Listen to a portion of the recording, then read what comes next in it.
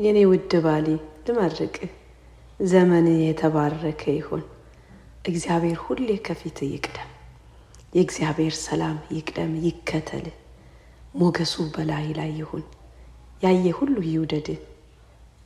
በስራህ እግዚአብሔር ይባርክ። ዘመን ሁሉ የተድላ የበረከት የሰላም የደስታ ይሁንልህ። እግዚአብሔር በውስጥ ስላስቀመጠው ነገር እግዚአብሔር የተባረከ ይሁን። ይህ የዋህነት ቅንነት ሁሉ ጊዜ የሚቀጥል ይሁን፣ አይወሰድብህ። አንተን የሚያይ ክፉ ሁሉ ከፊት የተመታ ይሁን።